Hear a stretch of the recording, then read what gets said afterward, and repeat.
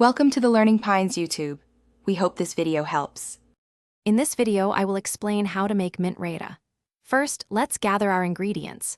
You'll need fresh mint leaves, plain yogurt, and a few common spices like cumin powder, black salt, and a pinch of sugar. Make sure your yogurt is well chilled. This is key for a refreshing raita. Having everything ready before you start makes the process smooth and enjoyable. This simple dish is perfect for cooling down any spicy meal. Now, let's prepare the main components. Thoroughly wash your fresh mint leaves and then finely chop them. The finer the chop, the better the mint flavor will infuse.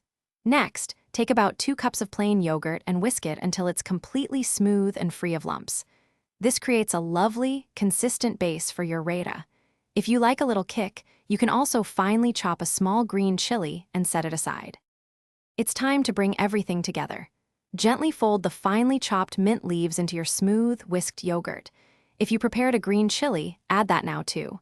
Next, sprinkle in about 1/2 teaspoon of roasted cumin powder. This spice adds a wonderful depth of flavor. Finally, season with black salt and a small pinch of sugar. Mix well, taste, and adjust the seasonings as needed to achieve your perfect balance.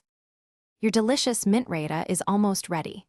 For the best flavor and a truly refreshing experience, chill the raita in the refrigerator for at least 30 minutes before serving. This allows the flavors to meld beautifully.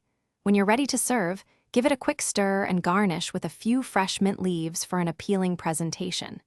This cooling side dish pairs wonderfully with biryani, pulao, or any spicy Indian meal.